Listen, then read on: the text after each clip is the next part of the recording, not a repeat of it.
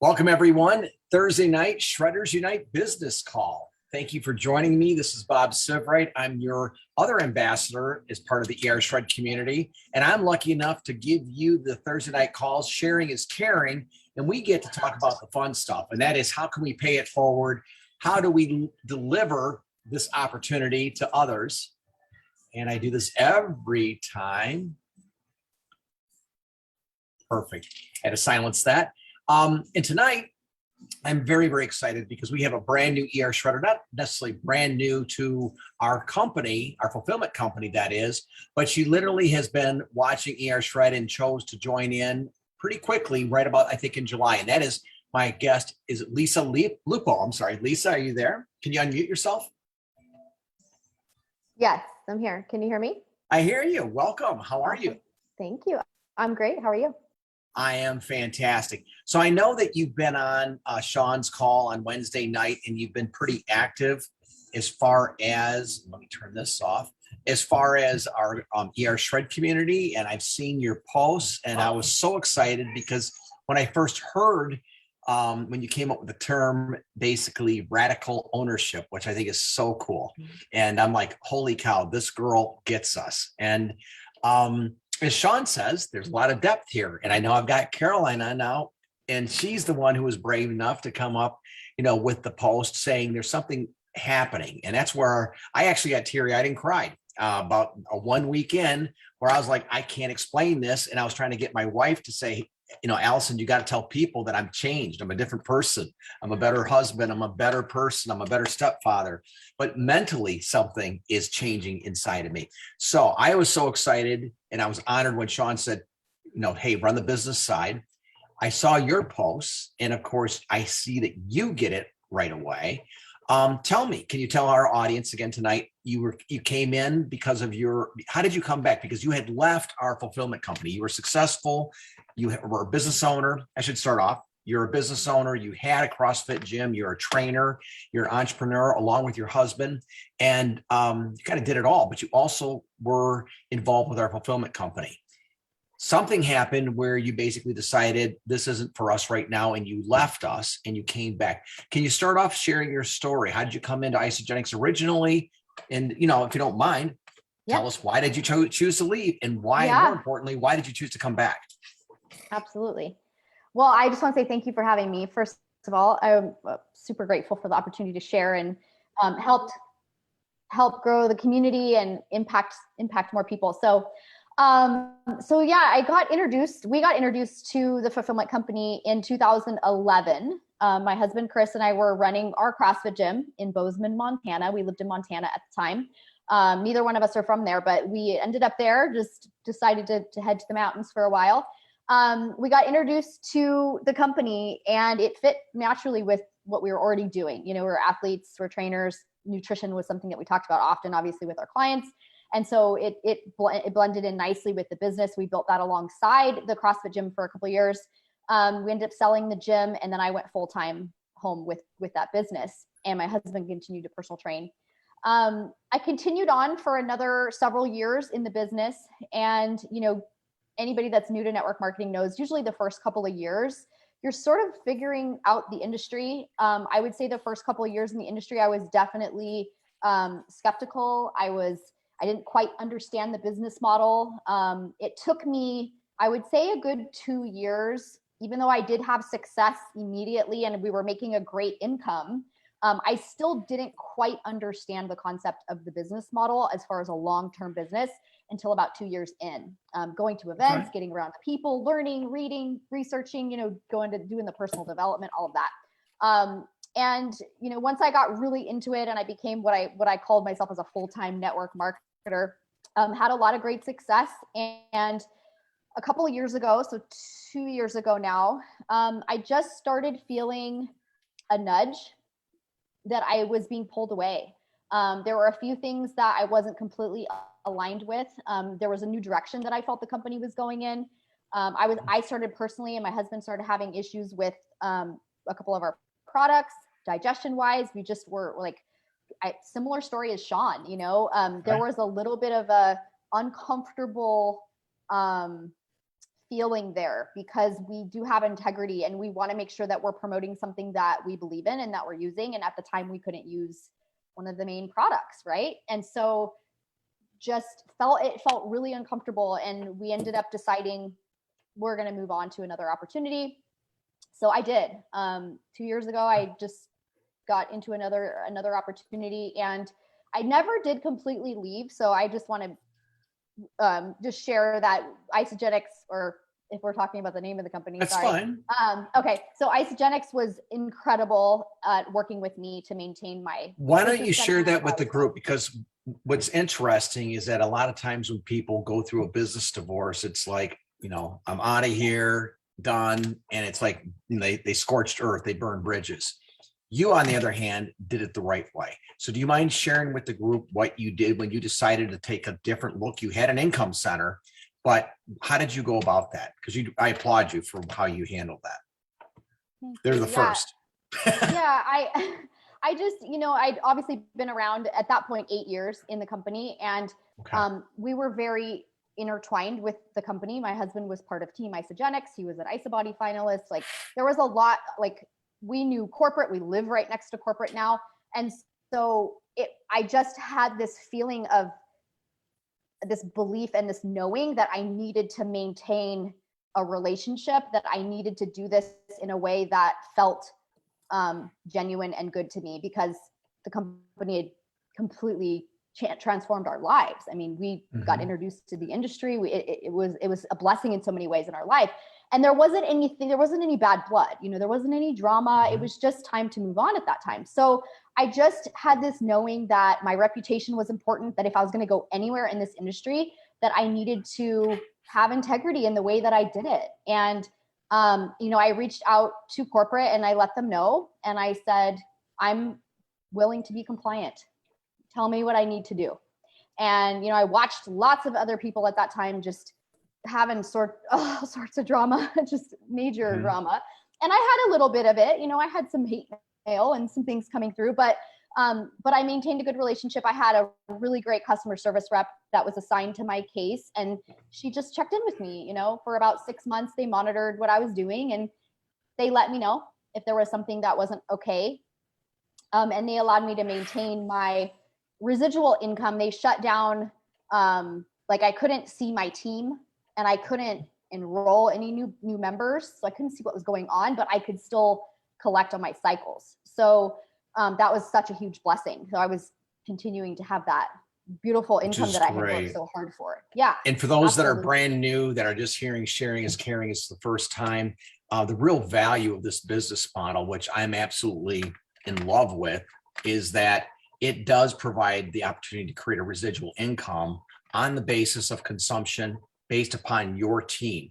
Just not only your referrals, but referrals to infinity, which is really kind of bizarre to think about that. So when you brought in someone on day one 8 years ago, they're just as important to you as the person you brought in on the last day when you were building the business. It all counted the same.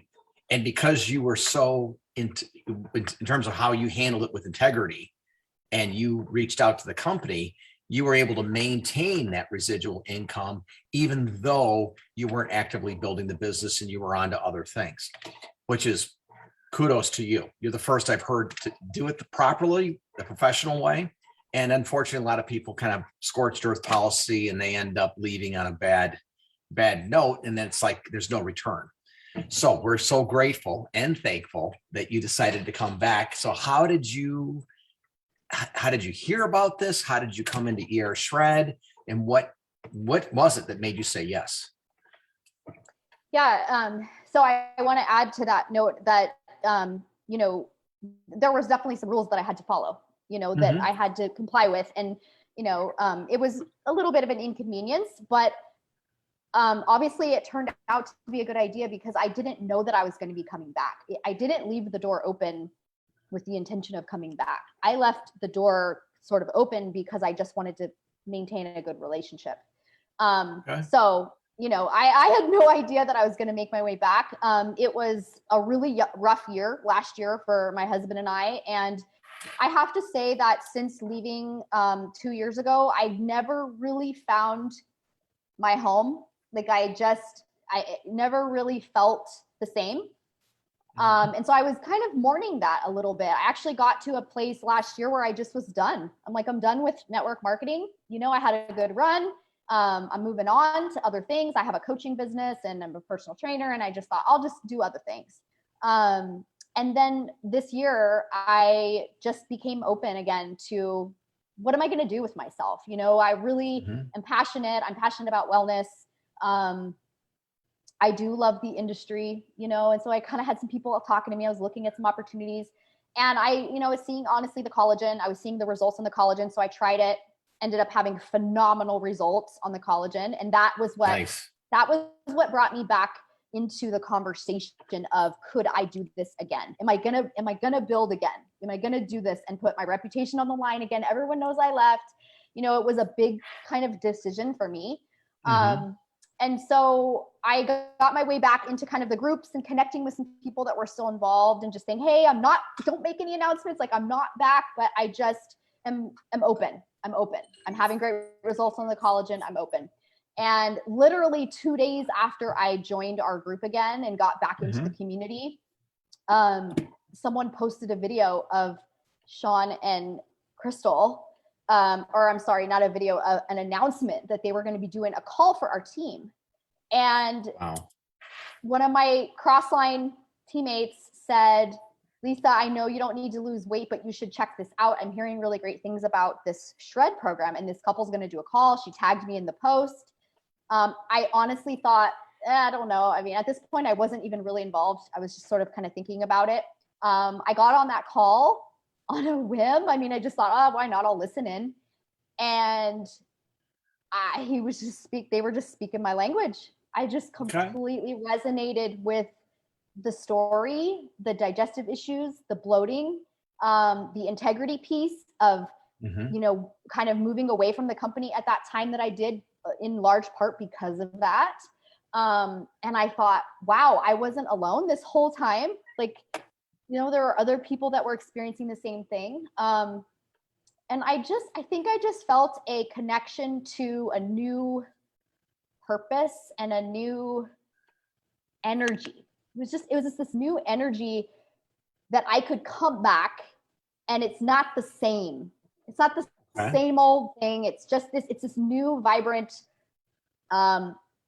energy is what I want to say, right? To it, that just feels different.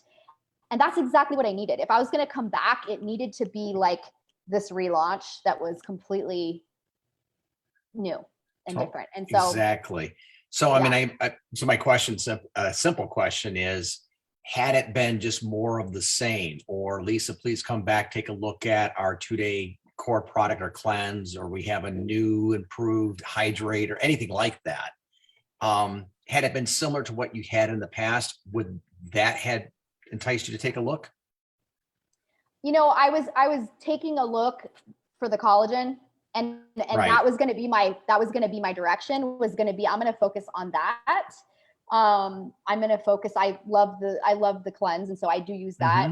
And there's other products that my husband and I still use, but my direction with the business was going to be the collagen. I mean, I was going to go full on into that space. And now, I mean, the collagen is amazing, and I still obviously talk about it, but it's kind of a side thing right now as I'm focusing on this program. Which is perfect. And I think, though, you make a really good statement, because this will dovetail into Sean's thinking. And I was lucky to have a catbird seat when we were just talking aloud and complaining about the world, kind of like in your situation. We weren't happy with the direction. We weren't happy that we felt we were losing the culture. We were losing the vision, the message, whatever it might be. So I was lucky in that aspect. But honestly, for me, it was Sean doing the elimination diet and then saying, dude, you're not going to believe this. And then showing me his abs, the before and after. And I'm like, what in the hell did you do? I mean, you got to be kidding me. And he's like, oh, I just did this. So that's what enticed me to come back. But honestly, in your situation, the intention with ER Shred was it had to be unique. It had to be different, and it had to be exciting, but it had to be different enough for people to go, that's okay. I'll take a look at it again. So, and the same thing with the collagen. It was different enough from what you had seen in the past, and at least you did the right thing. You put the products in your body, you got an amazing result, and you said you're in. So obviously Sean and Crystal are amazing. They must have done a good job on the call with the team. Was it that night that you said, this is great, I'm in, or did you research the air shred a little bit? I mean, when did you finally just say, okay, I'm going to do the air shred and let's just see what happens? So the timing was really cool because, like I said, I got back in the group 2 days later. I saw this call. That call was the next night. So I was literally 3 days back into like, I think I might do this again, this business thing. Right. And I, after getting on the call with them, I think I got added to the group. I'm pretty sure that that's the first place I went was the group. And I immediately reached out to one of my best friends who's actually we met in another opportunity. So here's the beautiful gift of like the full circle thing that happens in life is that one of our really dear friends I met because I left Isagenix 2 years ago. I wouldn't have never met him and his wife, and they're dear friends of ours. Well, he also used to be with Isagenix and he also had veered away. And so I reached out to him because we talk all the time and I'm like, hey, listen to this. Like, I got to tell you about this program I just heard about. I'm thinking about maybe doing this again. I don't know. And as soon as I explained to him what it was and I shared the document of the protocol and everything, he's like, let's do it. Let's go. I'm like, let's go. So we just decided was this Colin? It was Colin Watson. Yeah. And I think he shared last. He shared last night, an amazing share. No, he did a terrific job. So that's so cool. So you guys did it together? Okay. Yeah. So I decided at that moment, I said, and I'm kind of like when I get my head around something, it's like, watch out, like I'm going. So as soon as I knew that this was what I wanted to do, I decided that this was going to be my comeback.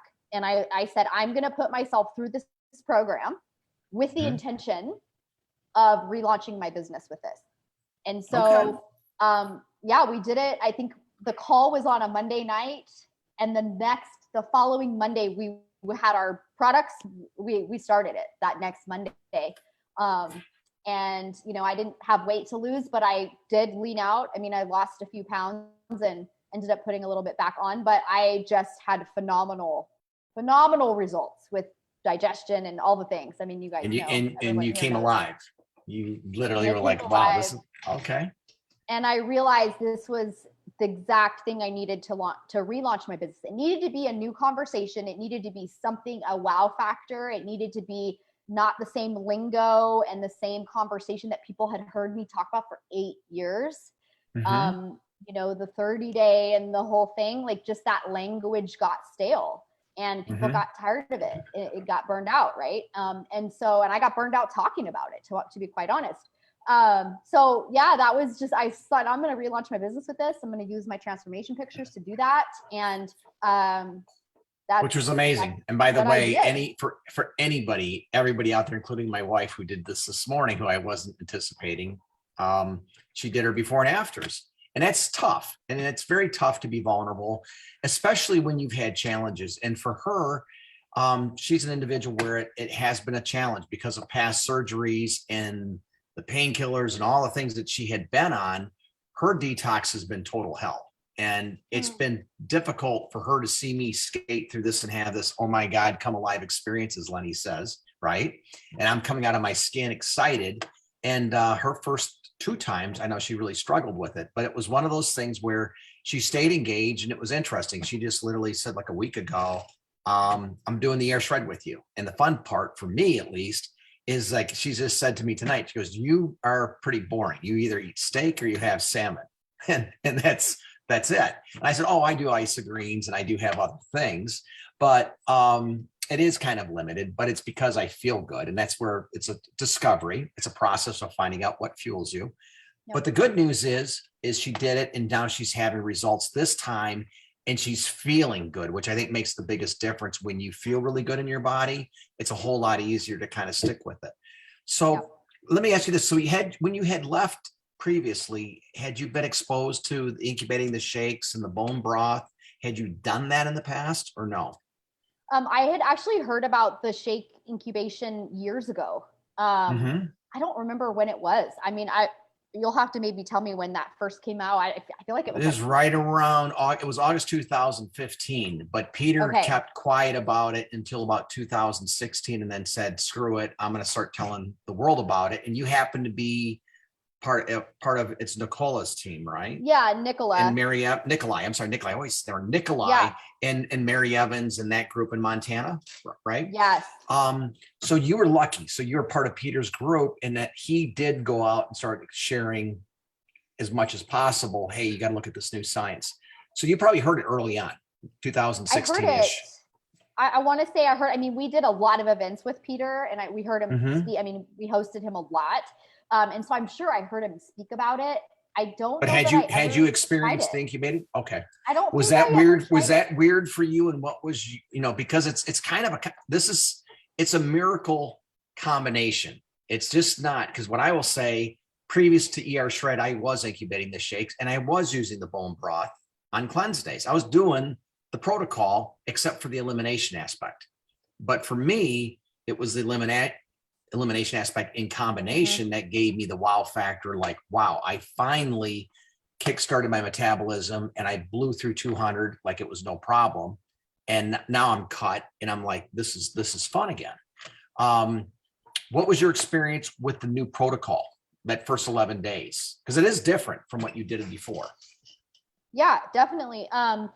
Well, immediately the first incubated shake, I was blown away because I'm used to bloat immediately. I just know it goes with the isolene shake. If I have an isolene shake, I'm going to be bloated. And I just tolerated it because I loved the shakes. I literally for 2 years, couldn't find another shake that I liked. I mean, I just couldn't find a meal replacement shake that I liked. And so my husband and I kept drinking them, even though we felt miserable. And so that was the first thing we noticed. I said, try the shake. We incubated it for an hour. And I was like waiting, and he's like, nothing. I feel good. I actually feel great.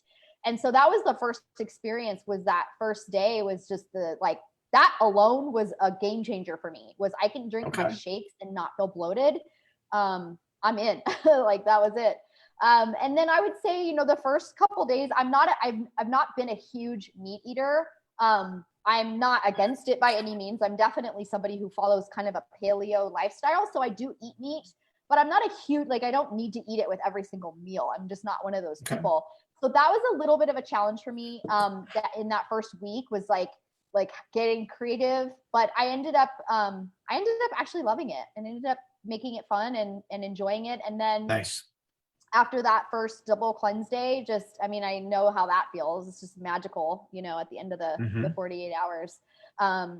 I think that was day 5 was I woke up and I even took a picture that morning, was just like, this is. Now I know I'm being a little bit redundant, but it was Sean though. I'm sure he's asked all these questions again, but I think it's important. There's such a big difference of ER Shred versus the old protocol. And one of them obviously is cravings. Did you notice a difference yourself or your husband as it relates to cravings?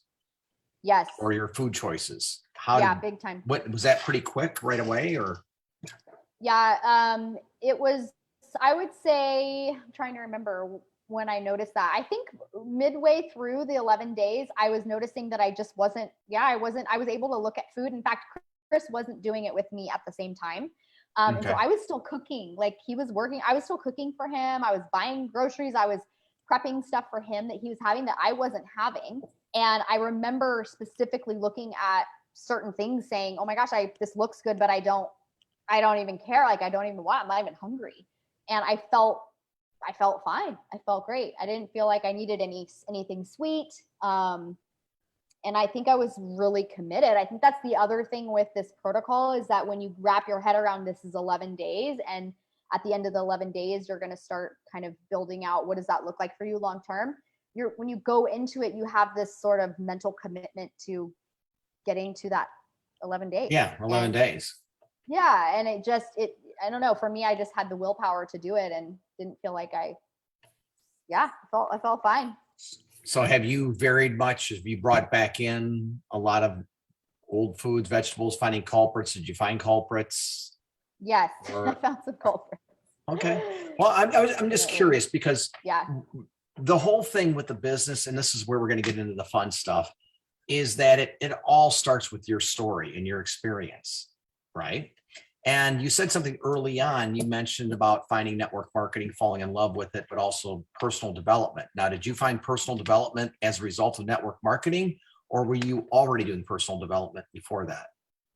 No, I found it through. I mean, I had followed Tony Robbins and some of that over the years, Okay. but it was really being immersed in the events and Eric Worre and Tony Robbins at one point came and spoke at one of our events, and just realizing that that was part of this business. I got introduced to so many great books and podcasts, and our team was very, and I'm sure like a lot of teams was very big on personal development, and it was kind of part of our culture of our Mhm. team. And so that was the first couple of years. It was really eye-opening for me, all the personal development that we I've did. always liked Yeah. what Sean says is that network marketing is basically is a business model with Yeah. personal development attached, or it's personal development with a business model attached. Totally. So I know you must do, and I don't know this, but I'm assuming, I'm making assumptions, that you meditate, you journal, you do a lot of thinking outside the box, because how did you, in a very short time period, you quantified ER shred, put it into words, and you were doing lives. And then I immediately thank you for accepting my friend request. But I'm like, I got to figure out what she's doing here. This is crazy, but this is crazy good. So did you journal about this? Did you have some thought process, or is this something that just comes naturally for you? How did you craft your messaging in the very beginning? I'll be perfectly honest. I think there's something called, I'm not going to remember the word, but most of you will probably feel this when you cleanse. On the second day of a cleanse, you have this clarity, and there's another word and I can't remember it, but there's this clarity that you get where you can you're in your zone of genius. Like you are like channeling straight up genius knowledge, right? I just don't even feel like it's mine. I feel like it's like being channeled from somewhere else because it just easily comes through me. And I get that a lot when I'm brain dumps, or I'll get these ideas or have these messages that come through me, and I'm like, wow, I feel really sharp right now. And I would say that happened for sure during my 11 days. But I also will say that, Chris and I have been in this nutrition wellness space for years. I mean, many, many years. We've done a lot of coaching. And when we were in Isagenix, we actually, when we were in Isagenix, we were to a fault, we were product experts. And so we did a lot of videos, coaching, training. When I would do events, put on events and speak, I was educating about cleansing, about adaptogens and all of it. I mean, we really studied and learned that and really spoke about it a lot when we were in Isagenix in the first time go around. So that was all sort of there already. And I think I just took the experience that I had in the coaching that I was doing that was so exhausting, and the 30-day and all the things and all the products and all the stuff, and only to have people say this doesn't work or it's too hard or whatever, all the hiccups that you have when you're a coach, and I've been in the coaching space in life coaching, in nutrition, and in physical fitness coaching. And there's just so many excuses, and there's so many ways out, and I'm going to blame this and I'm going to blame that because I'm not going to take ownership for why this isn't working. And so you see that in people over time as a coach. And so I think that was the first thing that I really identified was this is radical ownership, is where that came from, because I just saw this beautiful opportunity for people to take ownership for their outcomes, and to no longer be able to point the finger at a product or a program or a person, but to actually be in a position to say, I tried this food, it didn't make me feel good. I now get to decide. I can't blame anybody else, but I get to decide now for myself, is this something that I'm going to continue to put in my body now that I know my body doesn't respond well? And that's where that ownership comes in. And it's this honesty that we have to have with ourselves. And I love that because I have felt for many years as a coach, like it's my job to get someone a result. Like it's my job for them to have this outcome that they want. And if they don't get it, then I did something wrong, or then it's going to come back on me. And so this freedom I felt from a business standpoint, being able to say, I can help people and I can stay right here where I'm at as Lisa, not as a coach. And I can say, this is what I did. You're welcome to try it. Here's how it worked for me. And this is going to empower you to figure out what works for you.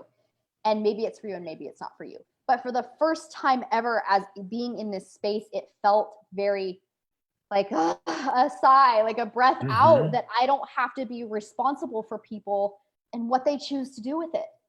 You know, if they don't follow it the way I followed it, that's on them, right? I mean, my goal is, I hope about that. He does talk about it. And we've talked about it for a lot, but the reality, and it kind of came together, not with the intention that we did think of, you know, coming out of abundance. And we wanted to build it based on the foundation of Randy and Tony Escobar, in terms of how, especially Randy, how you elevate people and celebrate their success. And we created a culture of, you know, it's a one team. I mean, that's really where that came from, in my opinion. But it went beyond that, because rather than telling people this is what you must do and how you do it, and it's 30 days, it's this, this, and this, all the things you said that exhausted you, exhausted me, and all of us, I think. But it's getting into that coaching situation where you're constantly on their ass. You got to do it this way, and you're hoping that they'll follow through. And when they do not, sometimes you take ownership yourself of their outcome, and that's demoralizing. That's not a good thing. But the other thing is, we couldn't get them to the finish line without a lot of hard coaching, a lot of hand-holding, right? So with this, it's like flip the switch. It's almost as unique of comparing retail profit business to residual income. As crazy as this association is, when you look at our ER Shred community, we flip the switch from going from a scarcity mindset, you must do it this way, to where it comes from love and abundance, so much so that we're telling you, you get to decide. Here are the tracks for 11 days. You get to do what you want. And some people freak out, but this is what you just touched on. This is the beauty. We're allowing people permission to arrive themselves at what that outcome means for them. They get to choose. And when they buy in, then it's like, it's gold. Like you said, you just want to, it's so like, oh, thank God they get it. Right? How do you find coaching as far as helping? You've helped a lot of people already on your team starting to go through the ER Shred. How have you found the coaching experience with ER Shred as compared to how you did it in the past? I mean, are you leveraging the community a lot? How are you doing? Yes.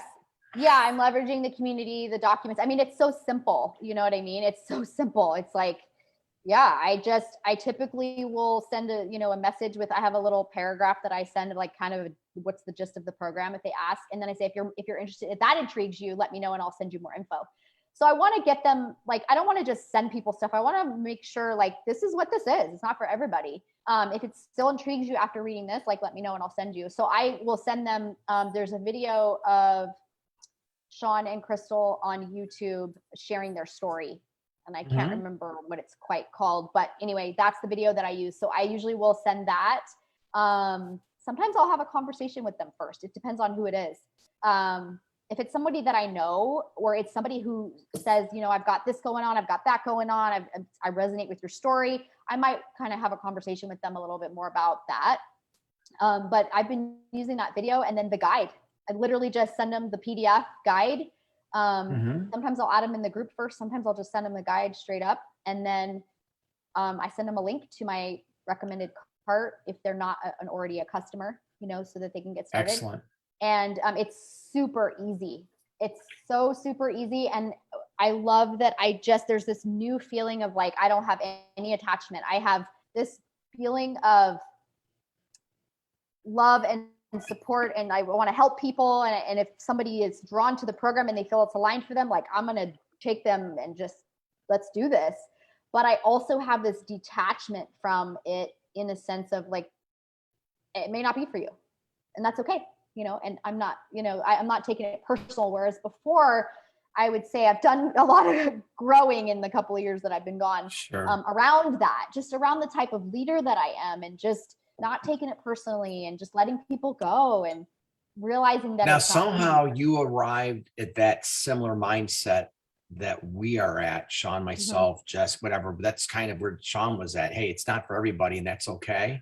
And I'm like, that's beautiful. So from my sales world, I mean, that's just called a takeaway. And people think that when you're going to be sold, they're expecting you, when they say no, to be, oh, wait a minute, and rebuttal. You got to do this. Oh, I didn't tell you about this. I didn't tell you about this. And you end up vomiting on them, but you're pressuring, you're pushing. It's that push-pull relationship. Yep. You know, you pull away, they come back to you. If you push too hard, they pull away. So what's really fun about this, like you've positioned it, is you just say, hey, it's not for everyone, and that's okay. And you let it hang, right? And the reality is people are going to go, wait a minute, I want to be on your team. I mean, you don't necessarily want me to do this with you. I don't, you know, they kind of get a little bit, I guess, confused, but at the same time, people want to belong, right? They want to be part of something. So did you pick this up from ER Shred, or how did you arrive at this yourself? Or was it just a process of you being in the industry for so long and getting in tune with yourself and deciding, okay, when I build it this time, it's going to be an invitation, but I'm not going to push it. How did you, because how you have positioned it is great. It's perfect. Yeah, I went through a lot in the last 2 years personally, around just the kind of leader that I was, how I would drag people and hold on to people. And just, I see where I held myself back before. I see the areas where I maybe turned people off. Like I just really did a lot of reflection. And I actually did arrive at a point where like I said, that I would think I'm done with the industry. I just didn't, there were aspects of it that I didn't enjoy. And so I basically had this conversation with myself when I decided to come back. I thought, I actually journaled about it, and I journaled and I wrote out, I think I shared it on Facebook. Actually, I shared my journal entry on Facebook. And I wrote out all of the things that I need to remind myself of as I'm entering this business again. And I'm committing to 7 years. I've made a commitment that I'm here for 7 years. I'm not going to veer away. And I said all of these things that I need to remember when I start to get distracted, when I start to overthink, when I start to compare, when I start to, chase shiny objects, or I start to have a misalignment with the company or a product or someone in the company, or I start to hear things, rumors, whatever, that I have this list of things that I wrote when I was in my zone of genius that I can go back to and say, Lisa, remember, stay in your lane. Remember this, that, and the other, right? And I had written down all of these things. Some of the stuff was from Emily Vavra, actually. And I shared it on Facebook, and I literally put it out there. It was like a really vulnerable post, basically saying, this is the kind of leader I was. This is the kind of leader I'm committing to be now. And at that point, I had to decide that if I was going to do this again, because I felt like I have one more shot. I've burned out my warm market, when you've been in the industry 10 years, everyone knows what you're doing, right? Right. I felt like I have one shot and I got to do this right. And so I think I shared with you when we spoke that I'm still a little bit not sure how I'm doing this. I'm just taking it one day at a time. I'm not super active in the groups because I'm just not sure how, and it's not that I don't want to be, it's that I'm navigating this one day at a time. Like, how do I want to duplicate? How do I want to sound in the groups? How do I want people to, see what I'm doing? Like, I just am trying to be very thoughtful about that, and how I'm approaching people, how I'm connecting with people, how I'm responding to people. It's all sort of a practice that's unfolding as I do it. And I'm just reminding myself of who I don't want to be. I don't want to be the spammer. I don't want to be the person that thinks this is for everybody. And I think that's the beautiful gift in this program, the ER Shred, is that it's not for everybody. If it was for everybody, then you try to find a solution for everybody and you try to make it fit for everybody. And it's just never going to be, right? I mean, with Isagenix, we have such a broad product. We have so many products that it's easy to say, well, let me find something for you. there's got to be something for you, right? We can help anybody. Well, that's a problem. When you can help anybody, then you don't have a niche. You don't have a target audience. This gives you a target audience automatically so that you can be separated from the outcome. You can say, hey, you're either resonating with the message of this or you're not. And if you're not, that's okay. But we're here for it. We're here for the people who resonate with this and are excited about what this is, So our job, well, my wife mentioned a couple things. She mentioned exclusivity is so important, and, not being everything to everybody, but we're kind of an exclusive club. And I can, I'm looking at this as a business saying, okay, and I'm totally okay saying this. We weren't happy with the direction the company was going in because it left us. It felt like, wait a minute, I didn't, this doesn't feel in alignment with where I was at before.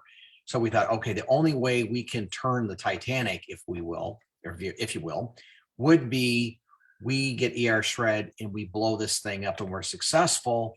Then maybe the company will look at us and say, oh, you're an important part of our company. We'll let you be over here like a separate division. And that's really all we want. I mean, we think the collagen's a great product. I would suggest as a business person that when you do the messaging, you're talking to two different audiences, and do not try to make a collagen person an ER shredder and vice versa.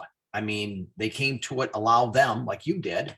Hey, I did the collagen, I love the product, but wait a minute, what's this over here? I will choose maybe to take a look at the ER shred. I also really understand the idea of, it's everything from, like, when you look at the master marketers, if you look at Steve Jobs with Apple, if you look at the Peloton bike, that whole messaging it's exclusive club, but they've created a community, and it's kind of like, well, gee, I want to be part of that community, right? But they promote the bikes, but their real business is driven by the software. And that's the community. That's, you're plugging in, paying your whatever, 70 a month to have the opportunity to take all the classes, right? But when they do the advertising, that's there, but they're always pushing the bike because they know if you buy the bike, you're going to get the community experience.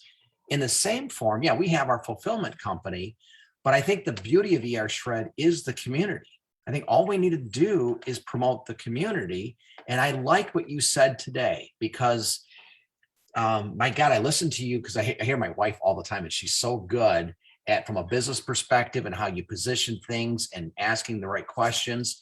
And literally, I was watching your story today, and you were telling your audience, who's this for and who's this not for?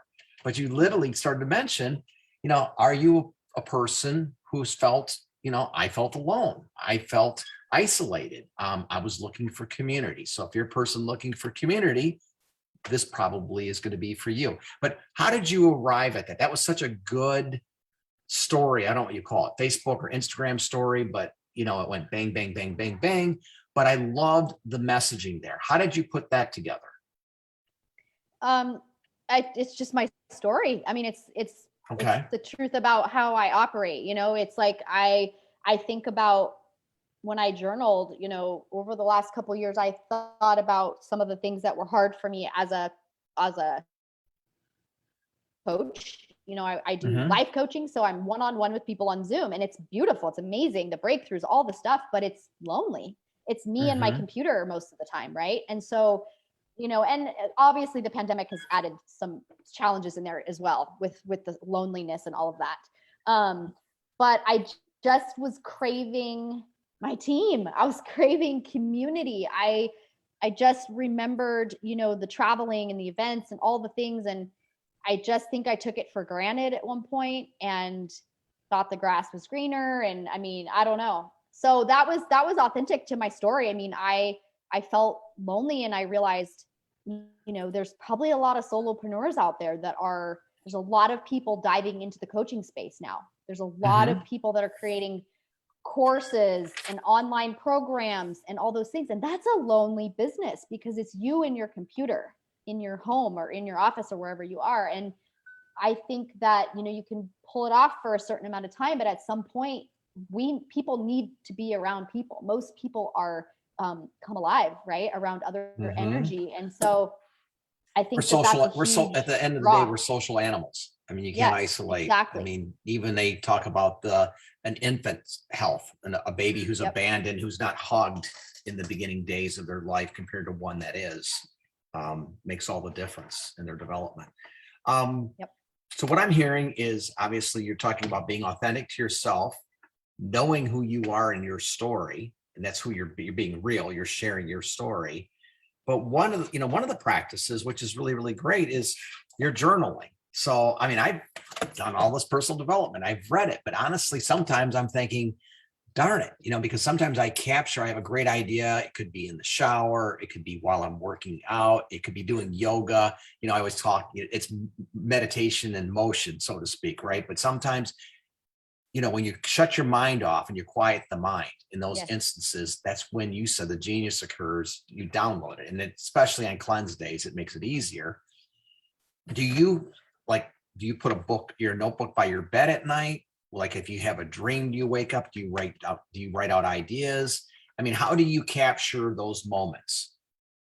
I mean, I'm asking for me too, because I'm one of those where sometimes if I don't write it down, it'll be gone. And then I'll be fighting for the next 3 days trying to remember exactly what that was I was thinking about. It's funny. I have a morning routine. In the morning, I journal. So I have a little book that I write in, and it has some prompts to it. Most of the time I'm just free flowing, kind of whatever I'm thinking about. Some days I don't have anything, some days it's just like, I don't know what I'm doing today. I don't know what I'm writing, whatever. It's just nothing. But I noticed that the ideas come to me the most when I'm by myself quietly, like walking. So I walk from our house to our gym. We have a gym on our property. And that period of time, which is only about 5 minutes, I'm away from my house. There's no noise. There's no distractions. There's nothing coming in. And I get ideas and I get these sayings, these phrases that come to me. And so I guess on my social media, I'm very spontaneous. I'm not one of those people that's like timing my posts. I don't even pay attention to that. I literally just, if it comes through me, I hop on and share it. And so typically it's the stories, because the stories are just so real and like right now. It's right now. I'm walking, I'm outside, I'm going to share what's on my mind, because that's when it's the most raw, is when it's coming through you in that moment. And so oftentimes I will just pop on. Like today, the thing that I shared today about the loneliness and whatnot, and that, and I actually shared something else earlier about environmental misalignments, and if something's not working, do something different. Like that message came through me today. If you want a different result, do something different. Like that message was just coming through me. It was repeating, and I'm like, yeah, okay, yeah. So I just hopped on and started talking about it. And so what ends up happening is typically those video clips will then prompt a post of some kind.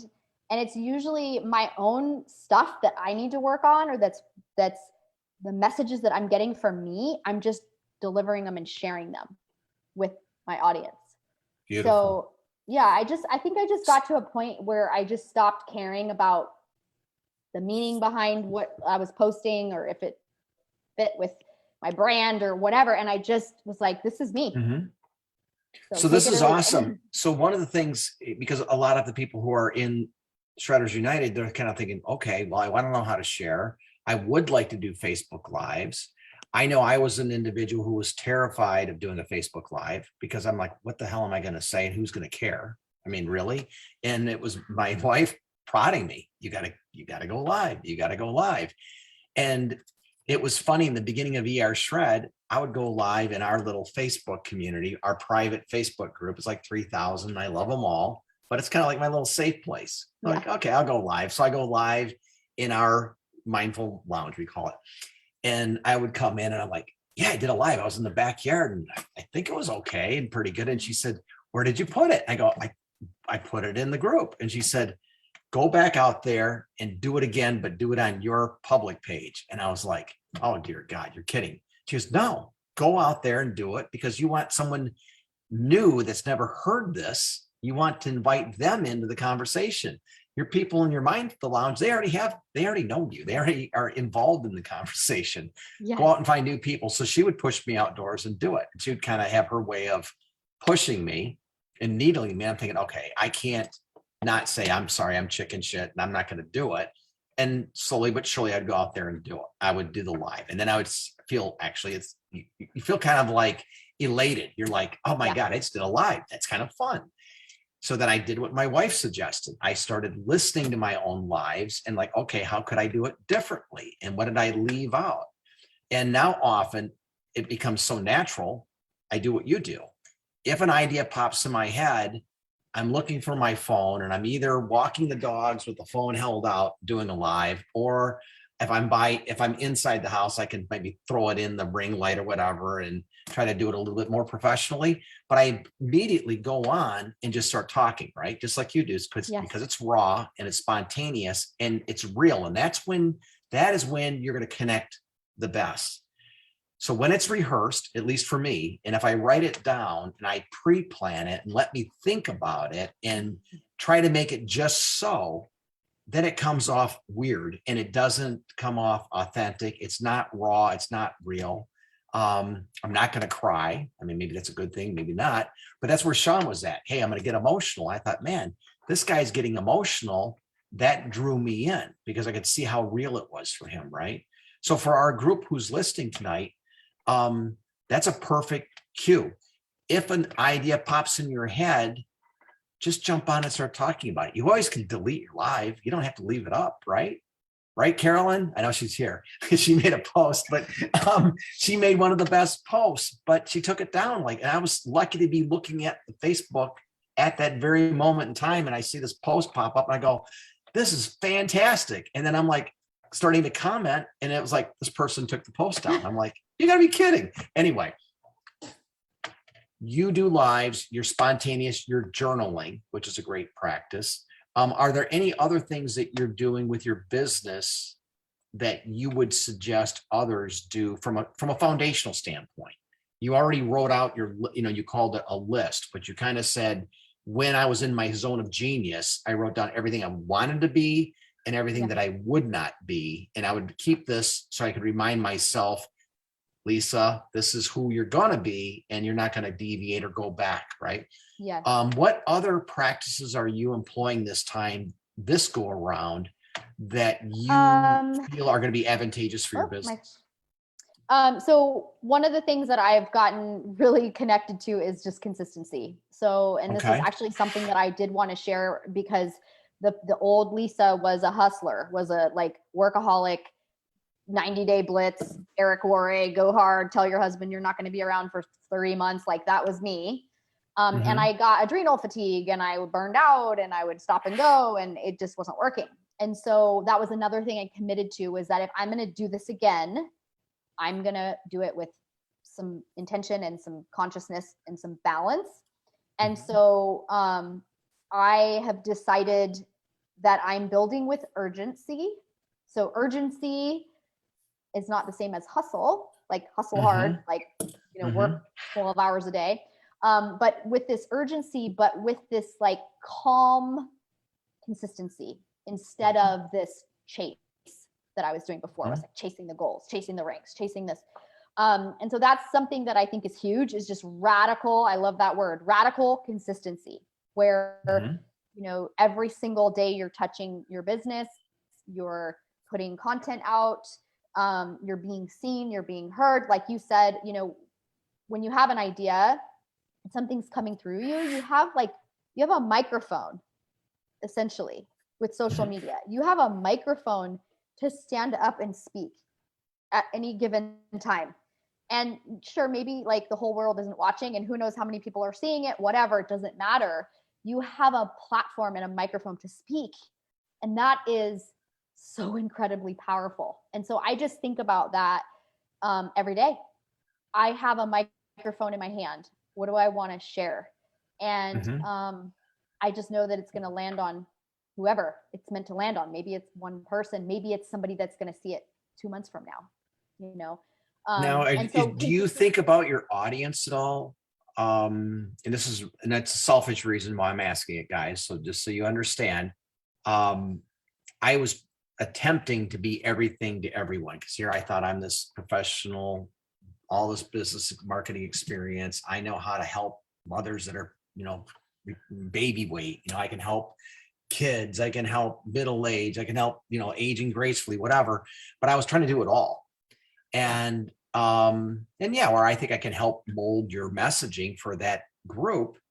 My wife again pointed out, she goes, they're not going to be listening to you as much as you like to think that you're going to help moms with baby weight. They're not going to be listening.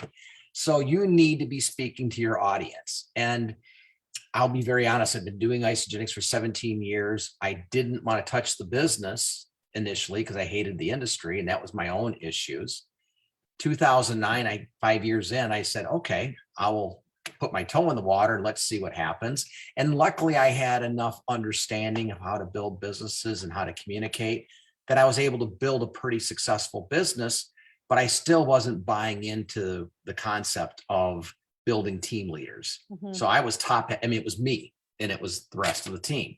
And so that's not the way to do it. The way to do it is you want to elevate people the way Sean does and Crystal, promote them up to the point where they have permission to feel like they can grow their wings and bloom and be the best person that they can be. And then leaders evolve, right? And the stronger the leaders you have down below you, the more successful you become. One of the questions that I wanted to ask is that, do you have a specific niche that you try to target with your messaging? Are you looking for people like you? Or have you thought about it that way at all or no? Yeah. Who's your audience? Since coming back this time around, I would say definitely women that are in my age range. I think just because that's who resonates most with me is, women that are, I would say 30 to 50, range is probably what I get most of as far as attraction. My messaging now is very much directed towards my story, which is, okay. I talk about the bloating issue that I had, and that's a huge issue for women. And I talk about it honestly, about intimacy and about how it affects relationships and about all the little things that people don't really mention, that they just kind of sweep under the rug. Like, I just put it out there. And I think that's who I speak to, is the person that is dealing with some of those silent pains that maybe isn't connected. I wasn't connecting the dots at all. I was thinking, well, I'm eating healthy, I'm bloated, I don't know what's going on. It's just part of life, I guess. So I think that's kind of my avatar, if you will, is kind of like that woman that's in her middle age there, like between 40-ish range, who wants vibrant health, who wants to be empowered in their body. And yeah, that's kind of my messaging. Get their sexy back. I think yeah, exactly. I think I probably attract, I would say, more like athletes and just people that have been maybe in that space, because that's a lot of my audience already that exists. But I do have a lot of people who are reaching out to me about, hey, I know this isn't, you didn't have a lot of weight to lose, but could this help me with weight loss? And so I'm pulling stories from other people. And I have a lot of old Isagenix customers as well, who are just like, oh, I could lose weight on this too. So let me, reactivate, let me get going. So let me ask you, since you didn't need to lose much. I mean, come on, you're tiny to begin with, but you didn't come to this for weight loss, but you've seen other people and what's beginning to happen based on your nutritional background. Do you find this is going to be an easier system to follow to achieve weight loss? Absolutely. Yeah. And I think it goes back to the empowerment piece, because it's just like that saying, what is that saying about teach a man to fish or show a man to fish, whatever it is. When you empower someone to learn how to do something themselves, they own it now. They now own it. They now have an understanding of it that they would never have if you handed it to them. And the old way of coaching was handing it to them. We hand fed them everything. We hand fed them what to eat, how much to eat. I even wrote up my own programs. Chris and I reinvented the wheel when it came to the 30-day and all this coaching that we did, and videos and coaching videos, and you name it. And so all we were doing was recreating this group of needy people that needed us, right? And we were actually doing them a massive disservice, because they're going to continue to struggle because they don't own it, right? Well, now they own it. You do not want to enable people. to become Right. they become codependent upon you, which is kind of a weird scenario. But you want people obviously to have that empowerment themselves. Okay, I got it. This is the magic question here at the end. Given everything that you've known for the last 10 years, what you've accomplished, and you know your audience, you know social media, you're doing all the right things, journaling, you already made your do's and do nots, so on. Given ER Shred and how you're positioning yourself now going forward, I know you said this is terrific. You said 7 years, but here's my view. When I look at when I had this experience, I almost said, oh my God, this is it. I now have my before and after picture. I get a do-over. Because years ago, I never took a before and after. I didn't think of the business, right? And I also had no idea how to even approach this. This time around, I'm thinking, I get a second chance. This is like a rebirth, and I get to build it with my buddy Sean, and I get to do it with the Escobars, who I just totally, Randy and Tony, how they did it in the beginning. And I'm thinking, my God, if they did this in a year, what's possible for us if we get our messaging right and we get targeted and we get, as you said, consistent. So I know you said 7 years, but what do you think how is this going to evolve for you? What do you think is the potential for ER Shred and for yourself? Well, I think it's building a different type of community. Like I said, I mean, it goes back to the empowerment piece. That's why that's my word, is like, I'm here to empower people, because as soon as you can empower someone, you're now giving them a opportunity to shine in whatever capacity, right? Whether it's their body, it's their business, it's their relationships, whatever. They become empowered and they take ownership for the choices that they're making in life. And I think that alone builds a different kind of community than the communities that we're used to from before, where it was just like, I don't know, I want to say fluffy. It was just kind of fluff. It was like, there was this fairy tale. I had this fairy tale belief about the opportunity. And it was just kind of like, yay, this fairy tale thing. This is a little bit more for me, like long-term, digging down deep roots, because it feels very, it just feels like it's attracting a different type of person. And yeah, I see longevity with it. And the 7-year thing for me is just because I'll be 50 in 7 years. So I'm thought, hey, by age 50, I could be able to say, like, I put 7 years into this and this is what I got out of it. And before I didn't really set a goal like that. I just kind of said, well, until it doesn't work anymore, that's what really lights me up, because where I think it's not working anymore. So when Peter Greenlaw is the one who introduced this to me, and he was Peter Greenlaw back then, energized, calling me up. I told him to call me at 6 a.m. I didn't care. He lived in Denver. He was waking up at 5 a.m. to call me to make sure I was doing my cleanse drink right. But the reality is that he was so passionate then, and he was like, oh my God, isn't this great? We're going to change the world. I finally had to ask him, I said, how much money are you making? He said $500 a month. And I about fell out of my chair. And I'm like, you're working this hard for $500 a month?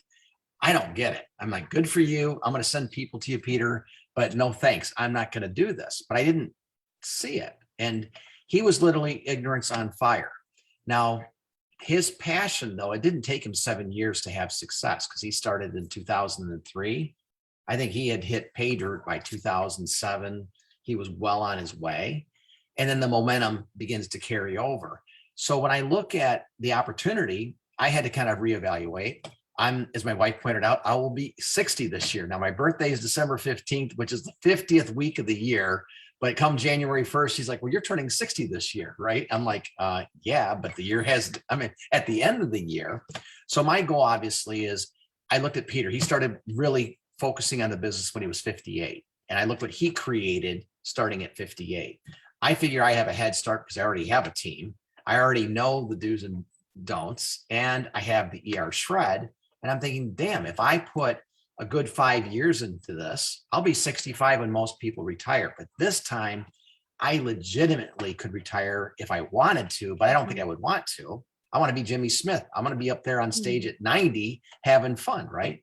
So I think the key is we can make this whatever we want it to be. And that is for everybody. Maybe it's just getting your products paid for. And I'm so excited about ER Shred and the opportunity and the people who we're attracting. So finally, you're absolutely amazing, Lisa. I'm assuming that because your energy has changed and you've shifted in the way you're sharing this, are you beginning to notice new people attracted to you? Are you bringing in a different type of person to take a look? Do you see that yet, or is it too soon? It's too soon. I think I literally just started. I mean, I did my first shred the beginning of last month. So it's literally been a month, less than a month since I launched, because I did the shred. I ended my first shred on the 12th, I believe it was, of August. So okay. It hasn't been a month. Coming up on a month. So I know, I'm giving you a hard time. You've been kind of slacking on us here. I know.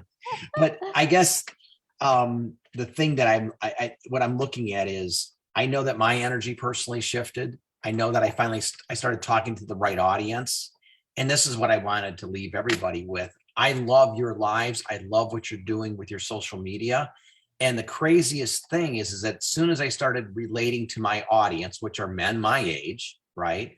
I've had high school and college buddies that I haven't heard from. And I hate to say this because it was that long ago. I graduated high school in 1980. So that was 41 years ago.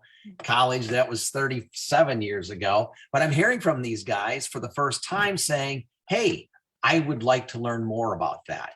Mm-hmm. And interestingly, my wife was correct again. She said, don't worry, go out there and do the lives because people are watching. And I'm finding out for the first time that people like my buddy Chris Clark from high school, he goes, I've been secretly watching you, is what he said, for 3 years. Don't think I'm weird, but I've been following you for 3 years. And I really like what you're saying now with this ER Shred thing. I want to do it. And I'm like, wow, you've been watching me for 3 years and you never commented on anything. You know, I just thought he was connected. So thank you for being authentic. Thank you for being you and putting yourself out there. I wish you and Chris the best of luck, obviously, with the new ventures and with your new ER Shred business. And please, you're already active in the community, but don't be shy because you have so much value and so much, just great stuff, to share with us. And I kind of hold on to it, like with every word, like, this is so cool. Oh, Lisa's coming out with a new messaging. And that's how you learn, right? You follow others who kind of have that it factor, and you have that when it comes to marketing. And I'm just so thrilled that you're part of our community. And thank you for being on tonight. Thank you. I want to say real quick that, sure. The reality behind this business and what you asked me a second ago about, am I attracting different types of people? I think it's important to know that there's judgment too. There's a lot of, I'm getting a lot of, because I was involved in Isagenix before, a lot of messages that aren't that great, and I'm getting a lot of sort of shade thrown at me, if you will, from people. And so that's my experience. And so that's part of the reason why I'm kind of doing it the way I'm doing it, is that I'm just building tough skin on my way. And I'm just reminding myself of that list that I made. So I think that's important to note, because there's a lot of people that get discouraged in this industry when they get those types of messages, right? Or I've heard of that company, sure. Or, oh, that's the shake company, or I tried it already and I didn't have good experience, or, there's all of these stories because we've been around for so long. And so naturally that's going to come, I've said this, I think, Caroline put it in her post the other night, talking about how she's changing mentally and how she's noticing that in her world, not everybody's totally on board with that. Yeah. And they're honestly, people get intimidated when you energetically leave them and you're doing something else, no matter what it is in life. Right. And they want to pull you back into where they're at. And they don't want to, honestly, the first reaction is they're going to lash out at you. So first of all, you don't own any of their feelings towards you. Who right. gives it? Right. Yep. It shouldn't bother you. Be thick-skinned like you are, but be really connected with yourself. So if you intuitively are in alignment with your belief system, you know that you're right with yourself. That's all you have to be. And then everything else will take care of itself. And those people who are throwing shade at you, Lisa, I know some of those people are going to come around in the next 5-6 months, and they're going to say, I'm kind of embarrassed to ask you this, but can I do this ER Shred thing with you? But we're hitting critical mass. Yes. Maxwell wrote the book Tipping Point. If you haven't read that book, great business book, right? We're getting close to the tipping point, and that's literally where we have so much momentum. It just starts to carry itself, and it's going to be successful with us or without us, right? Yep. And as Sean said, we are attracting the right people. The best people are showing up in our community, and it's happening on a weekly basis. My God, you just came in a month ago, and people are starting to show up. And there are people who've been hanging out for months that now are deciding, because of seeing others shine their light, they're saying, hey, I can do that. I'm going to go out there and do a live. And it's becoming contagious. And that's the fun part. That was the other thing Sean said. ER's Fred, it's all about having fun this year. We're going to have fun. And we're going to build a culture of like-minded individuals, and we're going to have an impact on people's health. So thank you, Lisa, for everything tonight. And again, we'd love to have you back, but stay active in the group. Is there anything anything that I left out or anything else you'd like to mention? I don't think so. Just get out there, be yourself. I don't know. That's the best advice I have is be you, whatever that is. Awesome. That's what draws people in. So. Well, everybody, you can unmute yourself if you'd like. Congratulate Lisa. And thank you so much, Lisa. Thank you. I've learned a lot tonight. Awesome message, Lisa. Thank you so much. Beautiful. Thank you. Oh, thank you. Great call, Bob. Thank you. Thanks, Lisa. Have a great That night. great. It was That was awesome. great. Thank you. Oh, thank you all. Thank Great you, Bob. stuff, Thank you, Lisa. thank you, everyone. guys. Thanks, Bob. Have a great night, guys. Thanks, Bob and Lisa. See you in the group. Take care. Good night. Bye, guys. Good night. Good night, Good night. everybody. Good night.